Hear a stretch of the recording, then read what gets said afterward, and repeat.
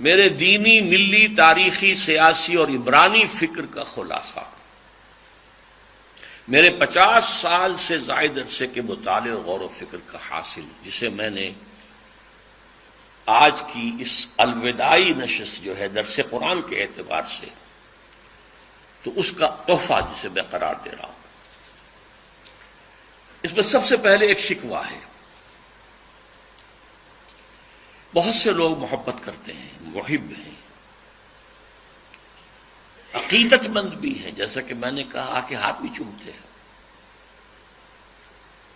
اور اپنی عقیدت کا اظہار کرتے ہیں، تعریفیں کرتے ہیں۔ میں خطرے میں مبتلا ہو جاتا ہوں کہ کہیں کوئی تکبر پیدا نہ ہو جائے، روکتا بھی ہوں۔ لیکن افسوس، صد افسوس یہ کہ میرے اصل پیغام پر توجہ نہیں دیتے۔ میں آپ سے بھی یہ شکوہ کر رہا ہوں۔ ہر کسے از ظن خود شد یار من، اقبال نے شکوے کیے ہیں۔ تو نابغہ عصر، ہر کسے از ظن خود شد یار من، ہر شخص اپنے خیال میں میرا دوست بن گیا۔ وس درون من نجس اسرار من، میرے اندر سے اس نے میری چھپی ہوئی چیزوں کو نہیں تلاش کیا۔ تو کیا ہوں، کیا کہنا چاہتا ہوں، کیا کرنا چاہتا ہوں، کوئی نہیں۔ شاعری پڑھ لی اور سر جھوم گیا، سر دھن لیا، بس اقبال ڈے بنا لیا۔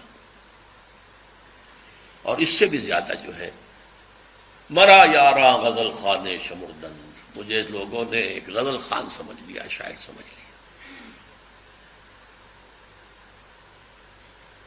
میں جس طرح سے مجھے بھی بس ایک مدرس سے قرآن سمجھ لیا گیا۔ میری اصل زندگی کس کام میں بیتی ہے، میرے اصل مقاصد کیا تھے، میرے اصل ہدف کیا تھے، اور ہیں، اللہ کا فضل ہے، ایک شوشے کا فرق نہیں آیا۔ وہ کیا ہے، اس پر توجہ نہیں۔ اس کو تو میں نے ذریعہ بنایا ہے، ساز سخن بہانہ است۔ میرا مقصد ہے یہ اس امت مسلمہ کا قافلہ منتشر ہو گیا ہے۔ اونٹنیوں نے توڑا لی ہیں اپنی رسیاں، ناقہ بے زمام ہو کر کوئی ادھر، کوئی ادھر، کوئی ادھر، کوئی ادھر۔ ان کو پھر ایک قافلے کی شکل میں لانا چاہتے، جمع ہو جائیں، وہ منزل کہ جو اللہ نے ان کے لیے معین کی، رسول نے معین کی، اس کی طرف پیش قدمی کریں۔ میرا تو مقصد یہ ہے۔ بہرحال اب میں اس سمت میں اپنی باتیں آپ سے عرض کروں گا بہت اختصار کے ساتھ۔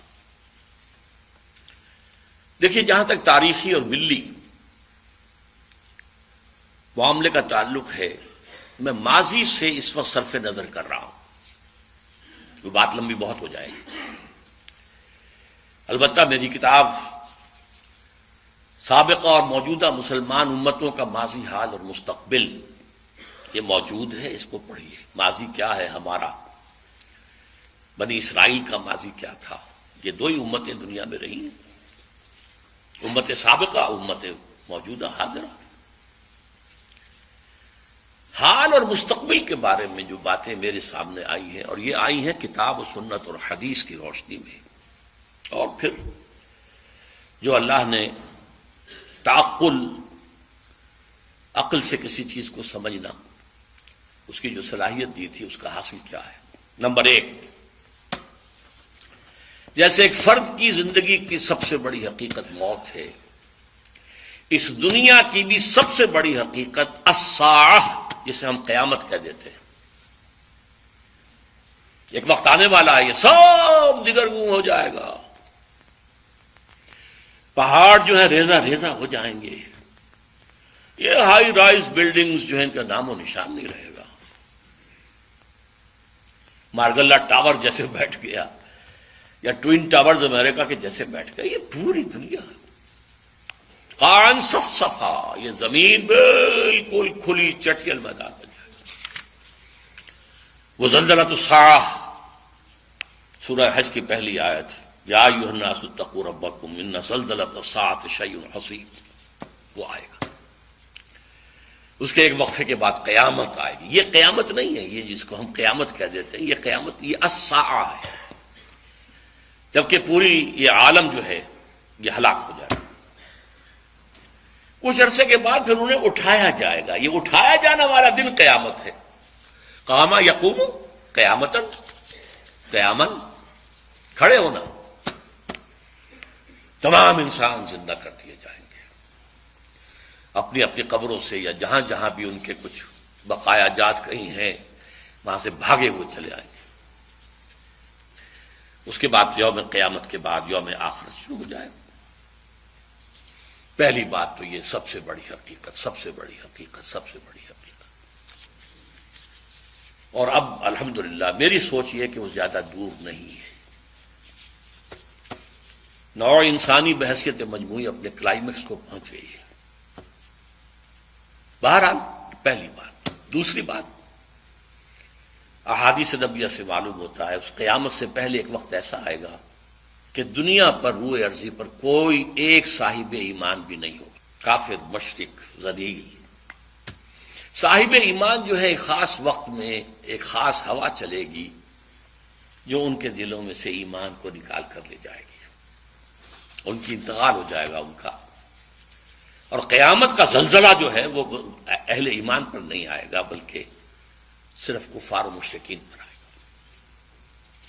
اس سے پہلے ایک دور ہے جبکہ پورے کرۂ ارضی پر اللہ کا دین نافذ ہوگا، قائم ہوگا. خلافت علی منہاج النبوہ کا نظام قائم ہوگا. یہ گویا کہ کلائمیکس ہوگا انسان کا. انسان کو بنایا گیا تھا خلیفۃ اللہ فی الارض. یہ خلیفۃ اللہ فی الارض اور یہ خلافت اللہ فی الارض جو ہے یہ پوری دنیا پر جب پورے عرض پر قائم ہو جائے گی تو وہ انسان کا کلائمیکس، آدم کا کلائمیکس. یہ ہونا ہے، ہو کر رہنا ہے. اگرچہ ابھی ہم نہیں سوچ سکتے کہاں سے ہو جائے گا، کدھر سے ہو جائے گا. حالات تو بہت خراب ہے، بہت خراب ہے، بہت خراب ہے. ہماری کوئی حیثیت نہیں، پرے کہا کے برابر نہیں، لیکن ہونا ہے. یہ خبر دی ہوئی ہے محمد الرسول اللہ کی صلی اللہ علیہ وسلم وہو الصادق المصدوق. یہ میرے خطبات خلافت نامی کتاب کے اندر سے یہ چیزیں آپ پڑھ سکتے ہیں پوری. البتہ اس سے پہلے امت مسلمہ پر اللہ کے عذاب کے بہت بڑے بڑے شدائد ابھی آنے ہیں.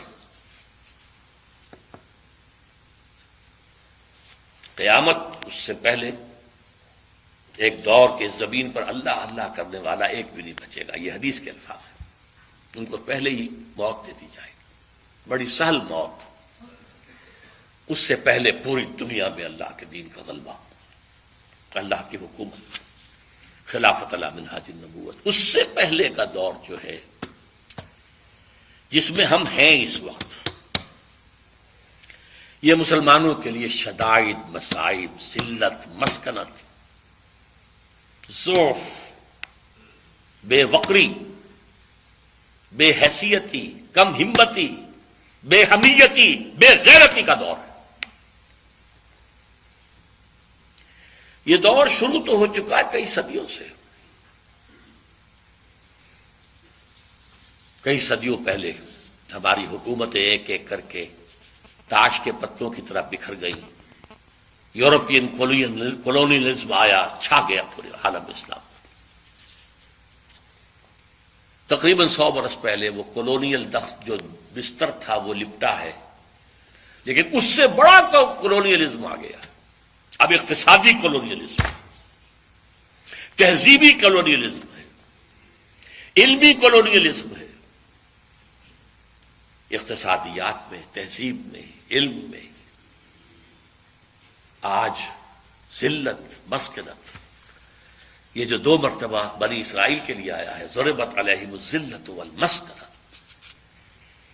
کسی قوم میں سے ہمت ختم کر دی جائے، اندرونی ضعف.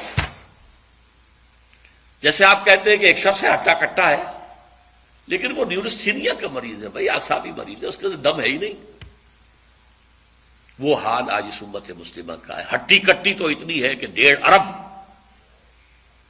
لیکن حیثیت خسائد کا خسائد سیل. جیسے سیلاب کے اوپر جھاڑ جھکاڑ آ رہا ہوتا ہے جب سیلاب آتا ہے آگے آگے، اس طرح کی اس کی کیفیت ہے. ذلت و مسکنت کا عذاب تو کئی صدیوں سے چل رہا ہے. اب جو عذاب آ رہا ہے وہ فزیکل عذاب، قتل و غارت افغانستان میں ہماری نگاہوں کے سامنے ہوا ہے،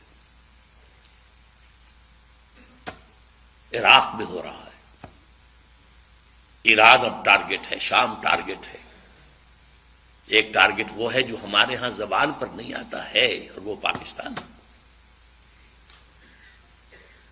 یہ جو ہے بڑے بڑے عذاب، بڑی بڑی جنگیں، تباہی، ہلاکت، بربادی، یہ ابھی آنے والی ہے۔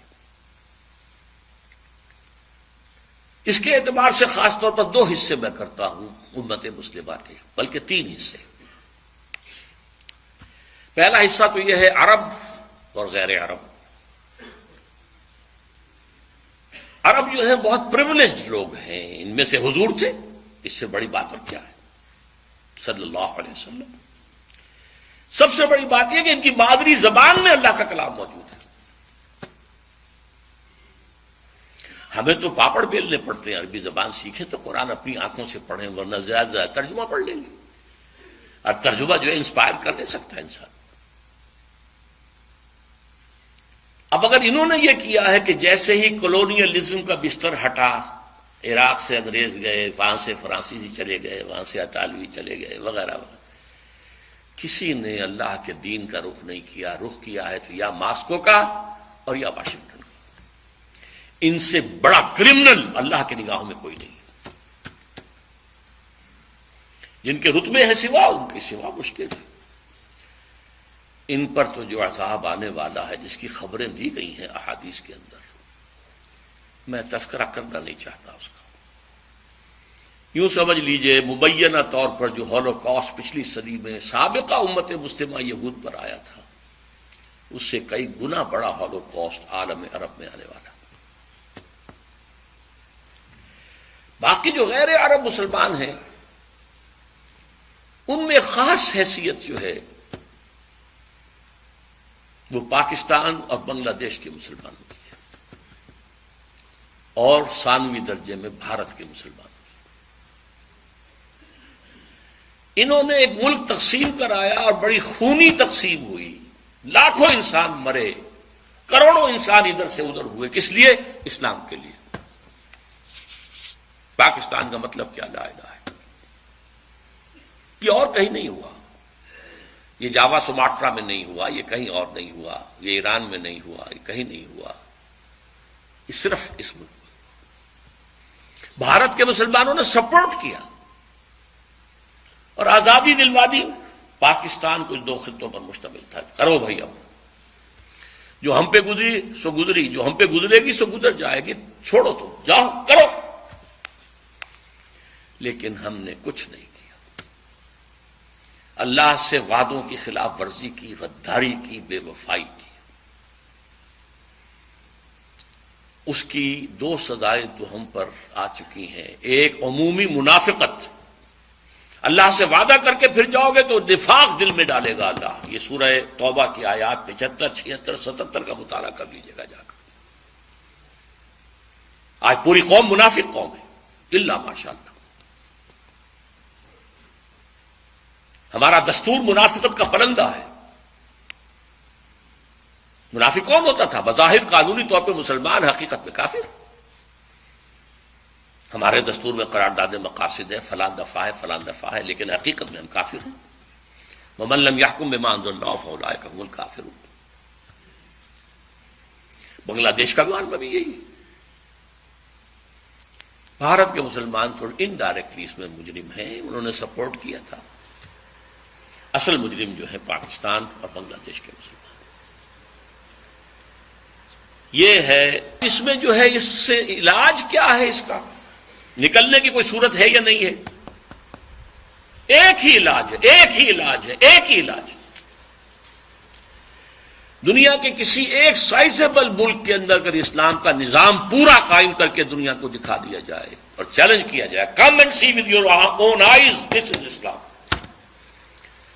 تب وہ شہادت علی الناس کی ذمہ داری بطور فرض کفایہ ادا ہو جائے گی۔ پوری امت نہ بھی ایسا کر سکے، لیکن امت کا کوئی حصہ، کوئی سائزیبل ملک یہ کر کے دکھا دے تو یہ پوری امت کی طرف سے فرض کفایہ ہو جائے گا۔ جیسے جنازے کی نماز کچھ لوگ بھی پڑھ لیں تو فرض کفایہ ادا ہو گیا، باقی سب لوگ جو بستی کے ہیں وہ اس سے مستثنا ہو گئے. کوئی بھی نہ پڑھے تو سب مجرم، سب گناہ گار. اس وقت ہم سب گناہ گار. لیکن یہ کہ یہ 40 کروڑ کے قریب مسلمان جو میں نے آپ کو بتایا پاکستان، بھارت اور بنگلہ دیش میں ہیں. 30 کروڑ مسلمان عالم عرب کے ہیں، 40 یہ ہیں. باقی اور ہے مختلف متفرق 70 کروڑ، یہ تیسرے درجے میں ہے. اگر ہم کسی بھی خطے میں وہ اسلام کا نظام قائم کر کے دکھا دیں تو بحیثیت امت مسلمہ جو ہمارا فرض منصبی تھا، یہ تکونوا شہداء علی الناس، لوگوں پر گواہی دو، یہ ہے اللہ کا دین، آؤ دیکھو، تو اللہ کا یہ عذاب ختم ہوگا، صورتحال تبدیل ہوگی. یہ میں نے ذرا عالمی سطح پر بات کی ہے. اب آئیے پاکستان. میں آج بھی اس کا قائل ہوں کہ پاکستان اسی کام کے لیے قائم ہوا تھا. علامہ اقبال کا فکر، خاص طور پر سن 30 میں جو ان کا خطبہ الہ آباد، اس سے پہلے ان کی شاعری، کیا کہنے ہیں اس کے، جو سور پھونکا تھا. پھر قائد اعظم نے 1938 سے 47 تک جو راگ الاپا ہے، اسلام اسلام اسلام اسلام اسلام اسلام، اس کے نتیجے میں 1946 کے الیکشنز کے اندر مسلم لیگ کو حیثیت حاصل ہوئی. یہ مسلمانان ہند کی واحد نمائندہ جماعت، اور یہ اللہ کا اصل میں معجزہ ہے. میں نے لکھی ہے کتاب استحکام پاکستان، پڑھیے اس کو. میں کہتا ہوں پاکستان کا قیام ایک معجزہ ہے. معجزہ کیوں ظاہر ہوا کہ ہم نے کہا تھا اے اللہ ہمیں آزادی دے ہندو سے اور انگریز سے، تو ہم تیرے دین کا بول بالا کریں، خلافت راستہ کا نظام دنیا کو ایک دفعہ پھر دکھا دیں.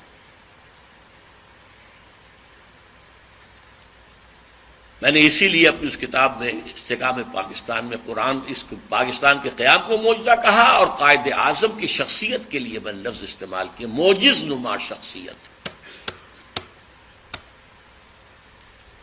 لیکن افسوس صد افسوس کہ ہماری پہلی نسل جو ہے وہ اس میں بالکل ناکام ہو گئی. وعدہ خلافی کی. ہم نے بھی واشنگٹن کی طرف اپنا قبلہ سیدھا کر دیا، مغربی تہذیب و کلچر کے لیے دروازے کھول دیے، امریکہ کی عالمی پالیسیوں کا ایک اعلی کار بن گئے. یہ کل پاکستان کی تاریخ ہے. یہ کوئی آج کی بات نہیں ہے، یہ صرف مشرف کی بات نہیں ہے، پوری پاکستان کی تاریخ ہے. بہرحال یہ جو سزا کا معاملہ تھا، یہ منافقت کی شکل میں تو سزا ہمیں مل گئی،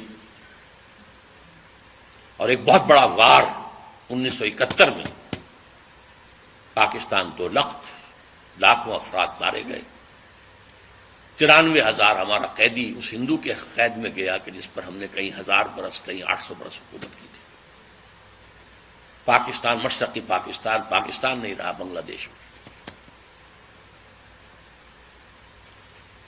لیکن آج سے کچھ 20 سال پہلے جب پاکستان کی عمر 40 برس ہوا چاہتی تھی قمری حساب سے، میرے دل میں امید کا ایک چراغ روشن ہوا. پاکستان کے مستقبل کے بارے میں رجائیت، امید، اور وہ خاص اس حوالے سے تھا کہ ایک فرد کی بھی اصل میچورٹی کی عمر قرآن مجید کے روح سے 40 برس ہے. اسی طرح بنی اسرائیل کی تاریخ میں 40 برس کا عدد بہت اہم ہے کہ جو نسل نکلی تھی مصر سے، جو غلامی کا داغ اٹھائے ہوئے تھی، اس نے تو حضرت موسیٰ کو کوڑا جواب دے دیا تھا کہ ہم جنگ نہیں کریں گے، فاذهب انت وربك فقاتلا إنا هاهنا قاعدون. اللہ نے سزا دی، اب یہ 40 برس تک یہیں بھٹکتے پھریں گے صحرائے تیہ کے اندر. یتیہون فی الارض فإنها محرمة علیہم 40 سنہ یتیہون فی الارض. لیکن 40 برس کے بعد ایک نئی نسل جو پیدا ہوئی، صحرا میں پلی بڑھی تھی، آزادی کی فضا میں سانس لے کر ابھری تھی، اس نے جنگ کی، جوشوا حضرت یوشع علیہ السلام، یوشع بن نون، اور پھر ان کا دور شروع ہوا کامیابی کا۔ تو شاید 40 برس تک پاکستان بھی صحرائے تیہ کے اندر بھٹکتا رہا ہے، شاید اللہ کرے، امید تھی۔ اس امید کا مظہر ہے میری کتاب استحکام پاکستان، کتنوں نے پڑھی ہوگی آپ میں سے، میرا خون جگر ہے اس کے اندر۔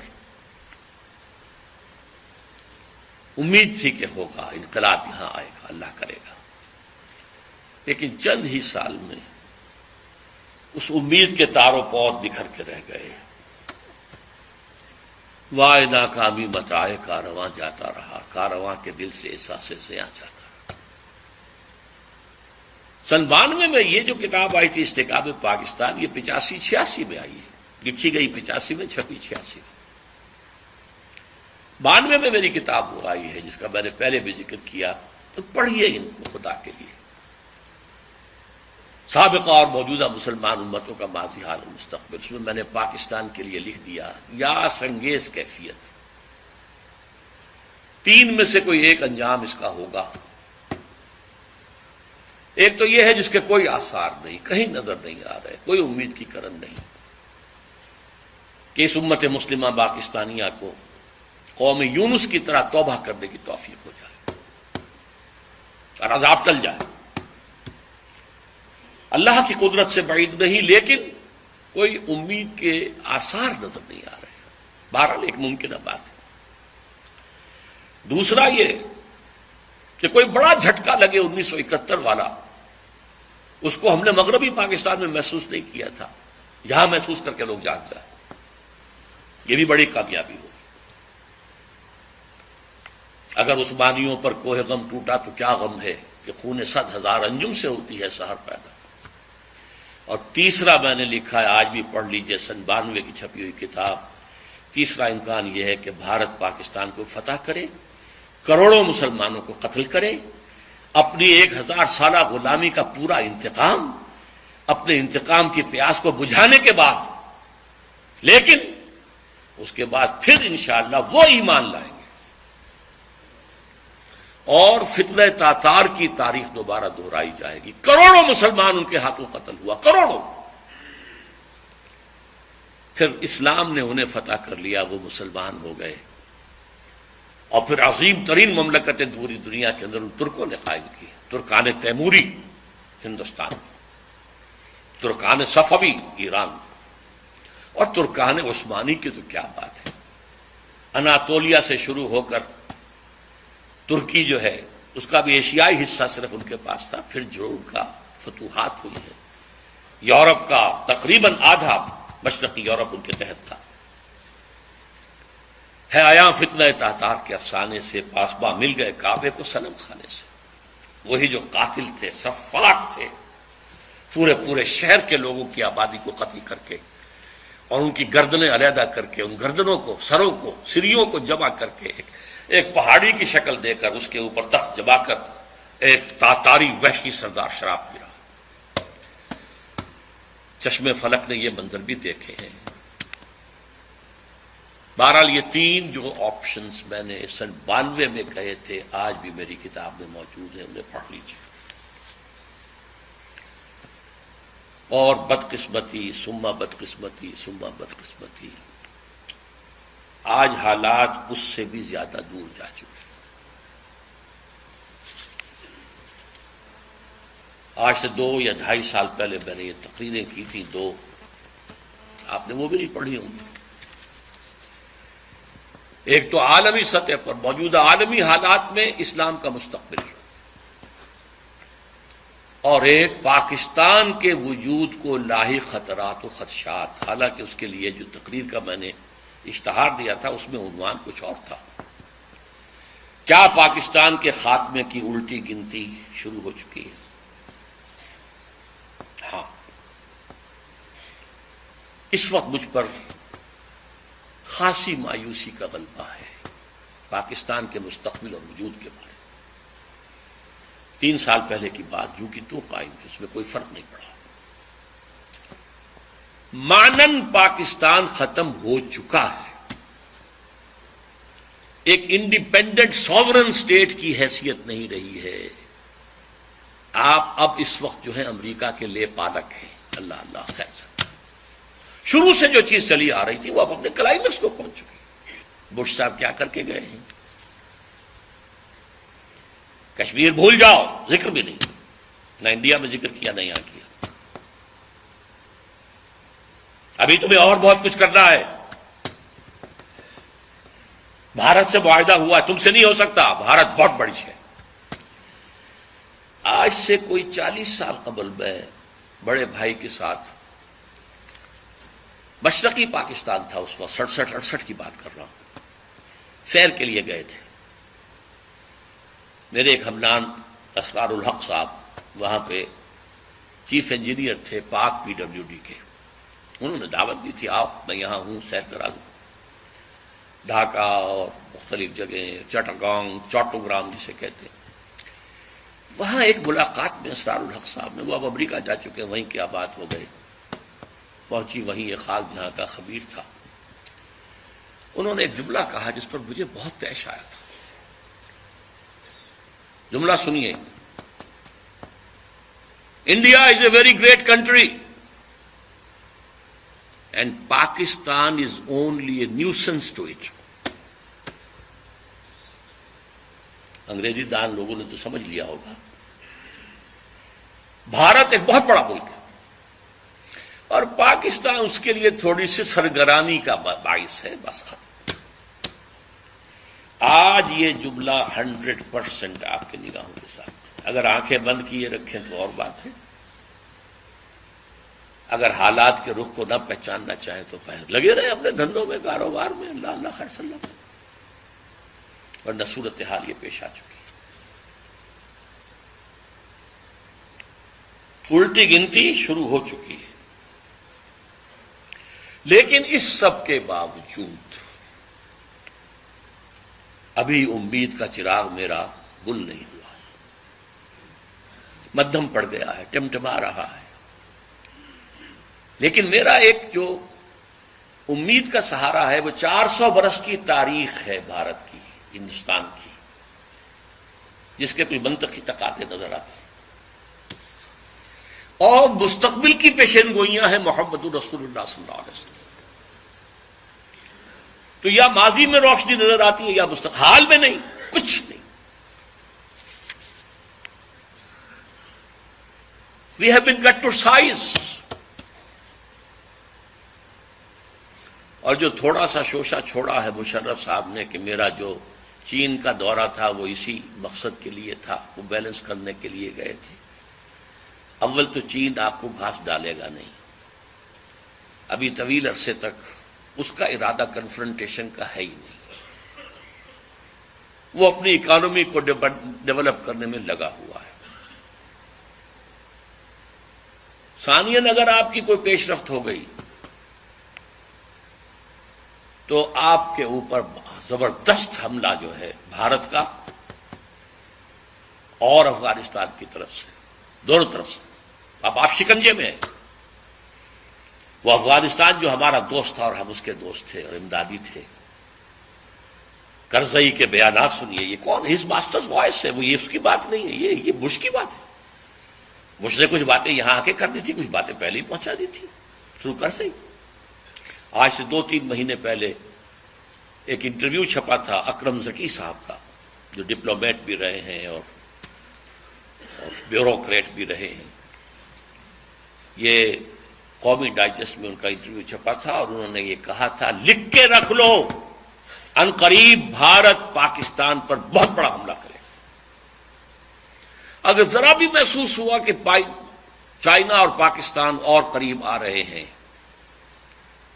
تو یہ کانٹا پھر نکال دینا پڑے گا. یہ تو پھر بہت بڑی بات بن جائے گی ان کے لیے. یہ تو کانٹا ہوگا پھر درمیان میں. بہرحال اس کے باوجود میں آپ سے کہہ رہا امید ہے کہ شاید کوئی معجزہ اللہ تعالیٰ کی طرف سے. پاکستان کا قیام بھی معجزہ تھا اور پھر تاتاریوں کا معجزہ کچھ تھا تو اب بھی معجزہ ہو سکتا ہے. تاتاریوں کی تاریخ جو ہے دہرائی جا سکتی ہے. اور پھر لیکن اسی خطے سے اسلام کا احیاء ہوگا. چاہے ہمارے کروڑوں مر جائیں اور اس کے بعد ہندو مسلمان ہو. اور یہ پیشین گوئی شاہ ولی اللہ دہلوی کی ہے کہ ایک وقت آئے گا کہ ہندوستان کی اونچی ذات کے لوگوں کی اکثریت اسلام قبول کر لے گی. دیکھیے ہمارے ذہن میں خیال بھی آتا ہے تو نچلی ذات کا، شیڈولڈ کاسٹ کا، شودروں کا نہیں، اونچی ذات کے ہندوؤں کی اکثریت جو ہے اسلام قبول کر لے گی. اب آئیے آخری کلائمیکس. یہ تو حالات ہیں، تاریخ کا رخ ہے، جا رہا ہے. پاکستان کدھر جا رہا میں روک نہیں سکتا، آپ روک نہیں سکتے. ہماری جو بھی غلطیاں ہیں، کوتاہیاں ہیں، وعدہ خلافیاں ہیں، ان کی کیا سزا ہمیں ملتی ہے، ہم اس کے مستحق ہیں، ہم کو شکوہ نہیں کر سکتے. اصل مسئلہ فرد کا ہے. جہاں سے میں نے بات شروع کی تھی، زندگی کی سب سے بڑی حقیقت موت اور دوسری سب سے بڑی حقیقت آخرت. ایک فرد جو ہے وہ اپنی عاقبت کیسے درست کرے؟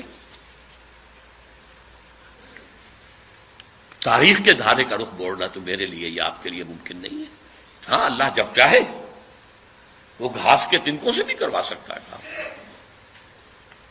ابابیل کی چوچوں کے اندر چھوٹے چھوٹے کنکروں سے ہاتھیوں کو اور پورے ابرہہ کے لشکر کو ہلاک کر سکتا، اس کی ہے قدرت ہے. لیکن انفرادی نجات، میں ہوں، میری قبر ہے، میرے سامنے ہے، اس کے لیے کیا کرنا ہے؟ اللہ کی رضا اور آخرت کی نجات کے حصول کے لیے دو شرطیں ہیں، ایمان اور عمل صالح. ایمان بھی قانونی ایمان نہیں جس کی بنا پر آپ مسلمان کہلاتے ہیں. قانونی طور پر تو سب مسلمان ہیں. جو زانی ہے، شرابی ہے، بدماش ہے، چور ہے، اچکا ہے، ڈاکو ہے، سود کھاتا ہے، کچھ بھی کرتا ہے، مسلمان تو ہے. حقیقی ایمان، دل والا ایمان، نور قلب بن جائے، وہ ایمان درکار ہے. اس کے بغیر نجات نہیں ہے. اور اس کا ذریعہ قرآن حکیم ہے. پڑھو، پڑھاؤ، سیکھو، سکھاؤ، پھیلاؤ. جو میں نے عرض کیا، ویسے تو زندگی کے 40 سال تو میں نے اتوار کے درس کے بارے میں کہے تھے. میں تو یہ کام کر رہا ہوں 19 برس کی عمر سے، میڈیکل کالج کے طالب علم کی حیثیت سے درس قرآن. یہ ایمان حقیقی قرآن سے ملے گا. یہ ہماری تحریک کا، میرے کام کا، میری جد و جہد کا، زندگی کی جو بھی میری سعی اور مساعی ہے، اس کا ایک حصہ ہے قرآن. انجمن خدام القرآن، حلقہ مطالعہ قرآن، قرآن اکیڈمیز، قرآن کالج، قرآنی تربیت گاہیں، قرآن کانفرنسیں. یہ نام اللہ کے فضل و کرم سے ہم نے تازہ کیا. ایک وقت تھا کہ اس پورے شہر لاہور میں میرے سوا کوئی اور کام یہ کر ہی نہیں رہا تھا. اب اللہ کا شکر ہے بہت سے ادارے ہیں، ترجمہ قرآن کے ادارے بنے ہوئے ہیں، اور 4-4 6-6 مہینے کے کورسز کا اعلان ہوتا رہتا ہے. الہدا خواتین کے اندر ایک بہت بڑا ادارہ ہے. اگرچہ ان چیزوں کے اندر وہ انقلابی رنگ نہیں ہے، بہرحال ہے، کچھ نہ کچھ تو پیدا ہوگا اس سے. عمل صالح کا جو تصور ہمارا ہے، اس کے لیے لفظ ہے فرض. ویسے تو اس سے آگے ہے، نوافل ہیں، مستحبات ہیں. فرض، اس پر نجات کا دار و مدار. البتہ یہ فرض کیا ہے یہ سمجھ لیجئے. سب سے بڑی بدقسمتی یہ ہے کہ ان کا تصور ہمارا محدود ہو گیا. نماز، روزہ، حج، زکوٰۃ فرض. کوئی کرتا ہو تب بھی جانتا ہے کہ یہ فرض ہے، کوئی نہ کرتا ہو تب بھی جانتا ہے کہ یہ فرض ہے. کوتاہی ہے میری، میں نہیں کر رہا ہوں، ٹھیک ہے، لیکن ہے تو فرض. ایک فرض جس کا تعلق قانونی اسلام سے نہیں ہے، حقیقی ایمان سے ہے، وہ ہے جہاد فی سبیل اللہ، جس کے بغیر نجات نہیں ہے. اس لیے کہ ایمان کا لازمی تقاضا وہ ہے جہاد فی سبیل اللہ. یہ نہیں کریں گے تو نجات نہیں ہے. ایمان کا تقاضا وہ ہے، حقیقی ایمان کا تقاضا وہ ہے. اسلام کے ارکان یہی ہے، کلمہ شہادت، نماز، روزہ، حج اور زکوٰۃ. یہ اسلام کے ارکان ہیں. ایمان کا رکن اعظم، رکن رکین جہاد فی سبیل اللہ۔ اس کے 3 لیول ہیں۔ پہلا جہاد نفس کے خلاف، معاشرے کے خلاف، شیطان کے خلاف، تاکہ آپ واقعی اللہ کے بندے بن جائیں، اس کی اطاعت اور عبادت کا حق ادا کریں۔ یہ پہلا کام۔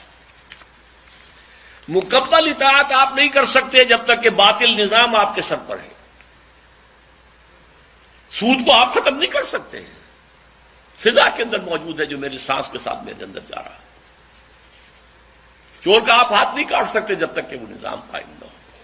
لہذا ہماری بندگی جو ہے، نہ بندگی میری بندگی ہے، ہماری بندگی جزوی ہے، لیکن جس حد تک بھی اللہ کے احکام پر آپ عمل پیرا ہو سکیں اور نہ کریں تو آپ مجرم۔ جس حکم پر عمل پیرا ہو سکتے ہیں عمل پیرا ہو جائے، اور جو کمی رہ جائے گی اس کا ایک کفارہ ہے جو میں بعد میں بیان کرتا ہوں۔ پہلا فرض یہ ہے، اسی میں نماز آ گئی، روزے آ گیا، حج آ گئی، زکوٰۃ آ گئی، حرام خوری سے بچنا آ گیا، حلال پر اکتفا کرنا آ گیا، ساری چیزیں آ جائیں گی۔ دوسرا فرض ہے دعوت و تبلیغ۔ اب اسی کی دعوت دو، اسی کی طرف بلاؤ، اپنی اپنی ذہنی سطح کے مطابق۔ جو انٹلیکچوئل ہے وہ انٹلیکچوئلس کو دعوت دے، جو عام پڑھا لکھا آدمی ہے وہ عام پڑھے لکھے آدمیوں کو دعوت دے، جو جاہل ہے وہ بھی دعوت دے، وہ لوگوں کے سامنے روئے، بھائیوں میں تو زندگی گنوا بیٹھا لیکن تمہارے اندر ابھی دم ہے، دین سیکھو اور سکھاؤ، پڑھو اور پڑھاؤ، سمجھو اور سمجھاؤ۔ خیرکم من تعلم القرآن وعلمہ۔ اگر یہ آپ نہیں کرتے تو آپ کا ایمان موجود نہیں ہے۔ اس پر میرے دروس، اس پر پورا منتخب نصاب قرآن مجید کا، جس کے 12 درس دیے، اپنے پاس سے نہیں کہہ رہا، قرآن سے کہا ہے، میں نے قرآن سے ثابت کیا ہے، ایک ایک لفظ قرآن سے ثابت کیا ہے، قرآن ہی سے بیان کیا ہے۔ نمبر 3، اس دین کو قائم کرنے کی جد و جہد کرو۔ یہ سب سے کٹھن، سب سے اونچی منزل ہے، اور یہی کفارہ ہوگا جو تمہاری اپنی عبادت اور اطاعت کے اندر کمی ہے۔ قائم کرنے کی جد و جہد کرو گے، جان کھپاؤ گے، مال کھپاؤ گے، یہ کفارہ ہو جائے گا اس کمی کا۔ جیسے آپ نے کوئی قسم کھائی تھی توڑ دی تو کفارہ ہے نا۔ کسی نے رمضان کا روزہ توڑ دیا تھا تو کفارہ ہے، 60 روزے متواتر رکھو، کفارے ہیں۔ تو یہ جو میرے اندر سود جا رہا ہے، اور یہ جو میں ایسے نظام میں رہ رہا ہوں، سانس لے رہا ہوں جہاں اسلام غالب نہیں ہے، کفر ہے، شرک ہے، وَمَن لَّمْ يَحْكُم بِمَا أَنزَلَ اللَّهُ فَأُولَٰئِكَ هُمُ الْكَافِرُونَ وَمَن لَّمْ يَحْكُم بِمَا أَنزَلَ اللَّهُ فَأُولَٰئِكَ هُمُ الْفَاسِقُونَ أُولَٰئِكَ هُمُ الظَّالِمُونَ۔ اس اقامت دین کی جد و جہد فرض ہے، فرض ہے، فرض۔ کاش کہ میری یہ بات آپ کے دلوں کے نیچے اتر جائے، ورنہ بات وہی ہوگی کہ ہر کسے ظن شد، ظن خود شد یار من، وز درون من نجست اسرار من۔ یہ جد و جہد کبھی سوچ کے تو صحیح تھا۔ مجھے باولے کتے نے کاٹا تھا، میں نے اپنی میڈیکل پریکٹس چھوڑی تھی بھائی، میں مولوی نہیں تھا کہ درس قرآن میرا کام ہو۔ یہ ایک تحریک تھی، اس کے مقاصد تھے، اس کا ذریعہ یہ تھا قرآن کے ذریعے ایمان پیدا کرو تاکہ ایمان کے ذریعے سے جہاد پیدا ہو۔ اس کے لیے زندگی کھپائی ہے۔ اب اس کی جو شرائط ہے کہ اقامت دین کی جد و جہد کی، اس میں سے پہلی شرط جماعت۔ یہ کام اکیلے نہیں ہو سکتا۔ خود اپنی اصلاح اکیلے ہو سکتی ہے، اگرچہ کوئی آپ کو ماحول اچھا مل جائے تو آسانی ہو جائے گی، لیکن اکیلے بھی ہو سکتی ہے۔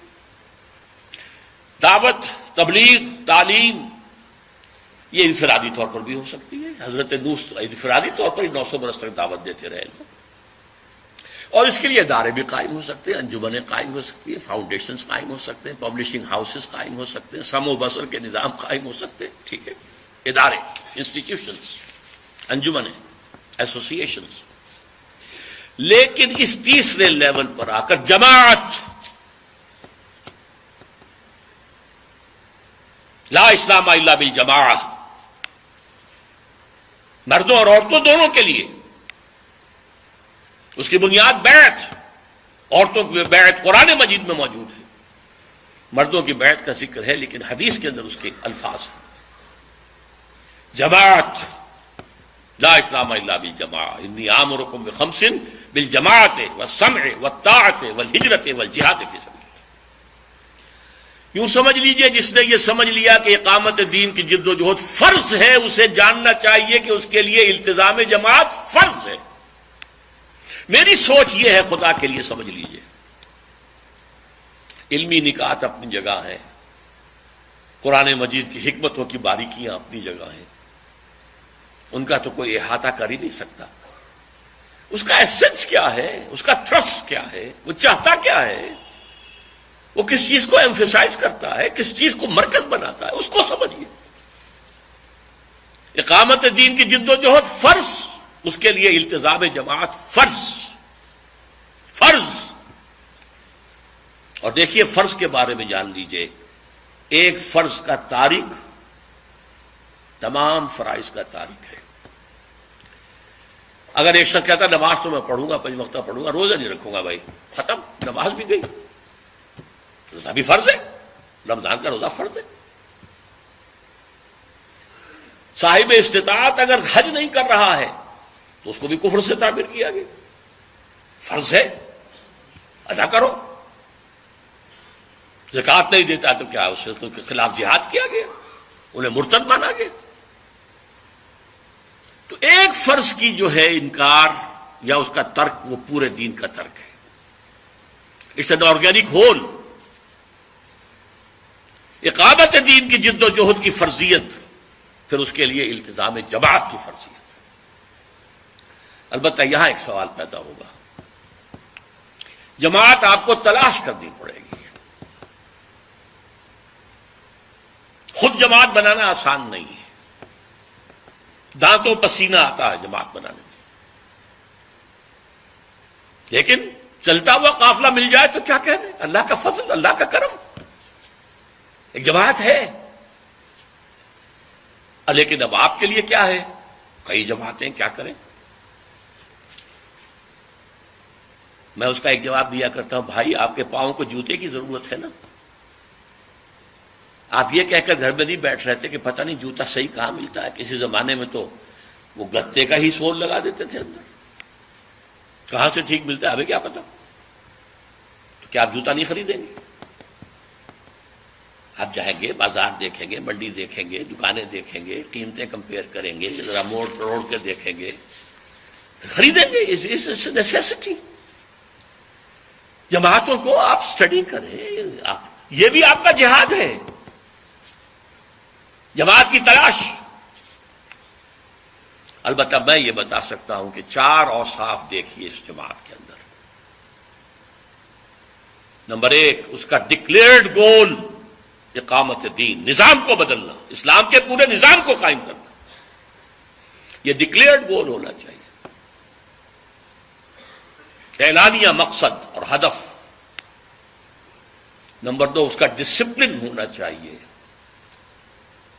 وہ سمع و طاعت جس کی بیعت حضور نے لی تھی، سنو اور عمل کرو. حضور کے لیے وہ ایبسولوٹلی تھی، جو حکم دے ماننا ہے، غلطی کا امکان ہی نہیں، نبی ہے، معصوم ہے. اب یہ ہوگا کہ سنو، اور اگر شریعت کے خلاف نہ ہو تو مانو. بس سمع و طاعت فی المعروف، لیکن ہوگی سمع و طاعت، listen and obey. There's not to reason why, there's but to do and die. فوج کا ڈسپلن کیا ہوتا ہے؟ سپاہی پوچھے افسر سے، جناب آپ یہ حکم مجھے کیوں دے رہے ہیں؟ کیا ہوگا؟ وہ فوج ہوگی. جو حکم دیا کرو، ڈو اینڈ ڈائی. یہ جماعت اس نظم کے ساتھ، اور اس نظم کے لیے بنیاد بیعت، دنیاوی تنظیمیں، ایسوسیشنز، پولیٹیکل آرگنائزیشنز اور چار آنے کی ممبری والی تنظیمیں، سیاسی تنظیمیں کچھ اور ہوتی ہیں، فلاحی تنظیمیں کچھ اور ہوتی ہیں، محض تبلیغی تنظیم کچھ اور ہوتی ہے۔ نہیں، یہ حزب اللہ کی بنیاد بیعت سمع و طاعت فی المعروف۔ تو میں بیان کر رہا تھا، نمبر 1 ڈکلیئرڈ گول اقامت دین، دین کے پورے نظام کو قائم کرنا۔ نمبر 2 ڈسپلن، سمع و طاعت۔ نمبر 3 ان سے پوچھئے کہ آپ کی میتھوڈالوجی کیا ہے، کس طریقے سے آپ دین قائم کرنا چاہتے ہیں؟ الیکشن کے ذریعے، ایجیٹیشن کے ذریعے، گوریلا وارفیئر کے ذریعے، فوج میں بغاوت کرانے کے ذریعے، کون سا راستہ آپ؟ اگر آپ کا راستہ حضور کی سیرت سے ماخوذ نہیں ہے تو منزل تک پہنچنے کا کوئی امکان ہے ہی نہیں، یو ول بی لاسٹ۔ یہ کام تمام انبیاء اور رسول کی تاریخ میں صرف حضور کے دست مبارک سے ہوا ہے، صرف۔ اب بھی ہونا ہے، جس کی خبر میں آپ کو دے چکا ہوں، پوری دنیا پر ہونا ہے، کہیں سے شروع ہوگا پھر پوری دنیا تک پھیلے گا۔ یہ دی ہوئی خبریں ہیں محمد رسول اللہ کی، وہ صادق المصدوق، وہ سچے ہیں، ان کی سچائی پر اللہ گواہ ہے، پوری کائنات گواہ ہے، نوع انسانی گواہ ہے۔ تو ہونا ہے، لیکن ہوگا اسی طریقے سے۔ لا يصلح آخر هذه الامه الا بما صلح به اولها۔ اس امت کا آغاز حضور اور خلافت راشدہ، اس کا اختتام پھر آئے گا جبکہ پوری دنیا پر اللہ کا دین اور خلافت کا نظام آئے گا۔ یہ اول ہے، وہ آخر ہے، درمیان میں جو کچھ ہے وہ میں نے چھوڑ دیا تھا آج کی گفتگو سے۔ لیکن جس طریقے سے، جس عمل سے، جس طریقہ کار سے وہ پہلے منزل سر ہوئی تھی، اسی سے ہوگی۔ مانگے تانگے کے مستعار، ادھر سے مانگ لیا، ادھر سے سیکھ لیا، ادھر سے لے لیا، ادھر سے لے لیا، اس سے یہ کام نہیں ہوگا، چاہے خلوص کی انتہا ہو۔ خلوص اپنی جگہ ہے، خلوص کا اجر آخرت میں ملے گا، لیکن اگر طریق محمدی اور طریقہ کار اور منہج محمدی اگر اختیار نہیں کیا ہے تو کامیاب نہیں ہوں گے آپ۔ اس کے لیے میری کتاب خدا کے لیے پڑھیے، منہج انقلاب نبوی، میرا صاحب الصلاۃ والسلام، اور چھوٹی سی ایک کتاب بھی ہے، اس کا خلاصہ رسول انقلاب کا طریقہ انقلاب۔ رسول انقلاب ایک ہی ہے تمام رسولوں میں، جن کے ہاتھوں انقلاب آیا، پوری دنیا مانتی ہے، عظیم ترین انقلاب آیا۔ میں تو ایک جملہ نقل کیا کرتا ہوں برنارڈ شاہ کا، نے گاندھی کے بارے میں کہا تھا، ہی is a saint among politicians. سیاست دانوں میں تو وہ لگتا ہے کوئی مہاتما ہے، کوئی روحانی آدمی ہے، سینٹ ہے، سادھو ہے۔ He is a saint among politicians and a politician among saints. ان کے اندر وہ پالیٹیشین ہے۔ تو میرا یہ جملہ ہے، میں اس درس کے ساتھ معذرت کرتے ہوئے اللہ سے معافی چاہتے ہوئے کہہ رہا ہوں، حضور کی شان شایاں یہ بات نہیں بنتی ہے، لیکن یہ سمجھانے کے لیے کہہ رہا ہوں۔ He was a revolutionary amongst the prophets and a prophet among the revolutionaries۔ تاریخ انسانی میں جتنے انقلاب آئے ہیں اس سے سب سے بڑا انقلاب محمد نے برپا کیا، اور تاریخ انسانی میں جتنے نبی اور رسول آئے ہیں ان میں سب سے بڑے نبی اور رسول محمد صلی اللہ علیہ وسلم۔ تو منہج انقلاب نبوی۔ چوتھی چیز، جو بھی جماعت ہے جس کے بارے میں آپ سوچ رہے ہیں، اس کی قیادت کے قریب جا کر دیکھیے، دیکھیے نہیں سونگیے۔ یہ سونگنا بھی میں کہہ رہا ہوں، اس کے علاوہ ایک اور ہے جس کو آپ ESP کہتے ہیں، ایکسٹرا سینسری پرسیپشن۔ قریب جا کر آپ کو محسوس ہو جائے گا کہ آیا ان قائدین کے اندر خلوص اور اخلاص ہے یا یہ دکانداری ہے۔ لیکن اس میں میں نے کہا قائدین کے پاس، اس لیے کہ پیچھے چلنے والوں میں ہر طرح کے لوگ ہوتے ہیں۔ جب حضور کے پیچھے چلنے والوں میں بظاہر منافقین بھی تھے، مسلمان تو شمار ہوتے تھے، مسجد نبی میں نمازیں تو پڑھتے تھے، ان کا سردار پہلی صف میں ہوتا تھا اور کھڑے ہو کر تلقین کرتا تھا حضور کے خطبے سے پہلے کہ لوگوں غور سے سنو، یہ اللہ کے رسول ہے، جبکہ وہ نہیں مانتا تھا اللہ کا رسول، جھوٹ تھا۔ اذا جاءك المنافقون قالوا نشهد انك لرسول الله والله يعلم انك لرسوله والله يشهد ان المنافقين لكاذبون۔ تو چوتھی چیز یہ ہے کہ سونگھیے۔ یہ چار چیزیں اگر کسی جماعت میں 33% پاس مارکس کی حد تک بھی نظر آ جائیں چاروں، اس جماعت میں شامل ہونا فرض ہے۔ میں فرض کے لفظ کی تکرار کر رہا ہوں، خدا کے لیے with all emphasis at my command جو میں بات کہہ رہا ہوں، یہ میرا الوداعی خطاب ہے، میرا تحفہ ہے جو میں دے رہا ہوں۔ مختصر الفاظ میں وہ باتیں کہہ رہا ہوں جو میری بڑی بڑی کتابوں میں لکھی ہوئی، جو 2-2 ڈھائی گھنٹے کی تقریروں میں ایک ایک موضوع پر بات ہوئی ہے، میں نے آج سب کو ان کو جمع کیا۔ بہرحال اگر تو جماعت مل جائے تو اسے اپنے لیے نعمت سمجھیے، اللہ کا فضل سمجھیے، اللہ کا کرم سمجھیے۔ یہ الفاظ میں نے 1954 کے آخر میں جماعت اسلامی کی رکنیت کی درخواست دیتے ہوئے لکھی تھی کہ میں جماعت اسلامی کے وجود کو اپنے لیے ایک بہت بڑی نعمت سمجھتا ہوں کہ قافلہ چل رہا ہے جس میں میں شامل ہو کر اپنے دینی فرائض بشمول اقامت دین کی جد و جہد کے اس کی ادائیگی کر سکتا ہوں۔ نہ ہوتی تو خود کو جماعت بنانا آسان کام نہیں تھا۔ لیکن میں آخری بات کہہ دوں، فرض کیجئے کہ آپ ان چار چیزوں کے حوالے سے ساری جماعتوں کو ریجیکٹ کر دیں۔ جماعت اسلامی میں یہ خرابی، تنظیم اسلامی میں یہ خرابی، جے یو آئی میں یہ خرابی، جے یو پی میں یہ خرابی، تبلیغی جماعت میں یہ خرابی، فلاں میں یہ شارٹ کمی، فلاں میں یہ تقصیر، تو اب آپ پر لازم ہے کہ آپ کھڑے ہوں، جماعت بنائیں۔ فرض کیجئے آپ کی طرف ایک آدمی آتا، کوئی بات نہیں، ایک اکیلا 2 جماعت، ایک امام ایک مقتدی جماعت کا آپ کو ثواب مل جائے گا۔ نبی بھی ایسے گزرے، ان کے ساتھ کوئی نہیں آیا، کوئی پرواہ نہیں۔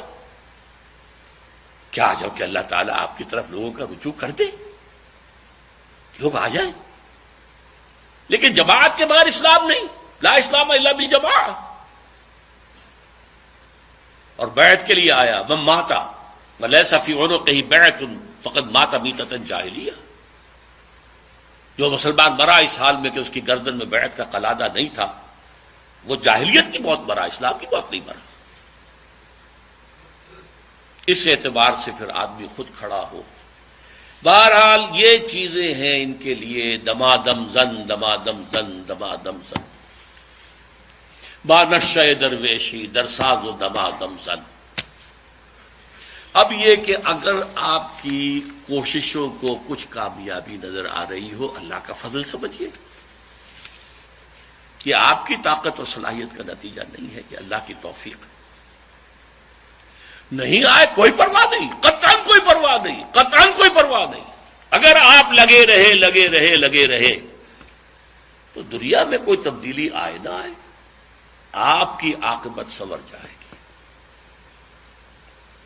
آپ اللہ کے ہاں جا کے سرخرو ہو جائے، بشرطے کہ اپنا سب کچھ لا کر ڈال دیا ہو میدان، محض انگلی کٹا کر جو ہے شہید نہ بن جائے، محض کسی جماعت کا فارم پر کر کے نہ سمجھے کہ بس پہنچ گئے، وہ تو انٹری ہے۔ اب اس کے بعد آپ نے اس میں کتنی محنت ڈالی ہے، کتنا وقت صرف کیا ہے، کتنا اپنا خون جلایا ہے، کتنی اپنی نیندیں حرام کی ہیں، کتنا اپنا پیسہ لگایا، یہ تو اللہ جانتا ہے، کتنی اپنی اولاد کو اس کام کے لیے تیار کیا ہے۔ اس کے اعتبار سے مدارج ہوں گے، مراتب ہوں گے، اونچے سے اونچے مراتب، اونچے سے اونچے۔ بہرحال یہ ہے ہماری کامیابی۔ اولئک ھم المفلحون، اولئک ھم الراشدون۔ ابھی ہم نے پڑھا تھا فمن زحزح عن النار وادخل الجنہ فقد فاز اولئک ھم الفائزون۔ اس کا کوئی تعلق اس سے نہیں ہے دنیا میں قائم ہو یا نہ ہو۔ اگر کجرو ہے انجم آسماں تیرا ہے یا میرا، یہ سارا معاملہ اللہ کا ہے، اس کی حکمت ہے۔ ابراہیم کے ہاتھوں نہیں ہوا، خلیل اللہ ہے، امام الناس ہیں، ابو الانبیاء ہیں، انقلاب تو نہیں آیا۔ موسیٰ کے ہاتھوں نہیں ہوا، جن کے ذکر پر 1/13 قرآن 550 آیتیں قرآن کی حضرت موسیٰ کے ذکر پر ہیں، چلے گئے دنیا سے خالی ہاتھ اس معنی میں۔ حالانکہ اگر اس وقت ان کی قوم جو ہے انکار نہ کرتی، جنگ کرتے، تو اسی وقت اسلامی ریاست قائم ہو جاتی، لیکن انکار کیا تو 40 برس کے لیے ارض مقدس حرام یتیہون فی الارض۔ بہرحال یہ کام ہوا ہے۔ سید المرسلین، آخر الانبیاء، خاتم النبیین، محمد رسول اللہ صلی اللہ علیہ وسلم، ہمارے لیے بھی نجات کا یہ راستہ کھلا ہوا ہے، اس میں کوئی رکاوٹ نہیں۔ محنت چاہیے، ڈٹرمنیشن چاہیے، عزم مصمم چاہیے، باقی زاد راہ اللہ فراہم کرے گا۔ اور آخرت کی کامیابی فہو المطلوب الاصلی، اصل میں ہمارا مقصود و مطلوب وہی ہے۔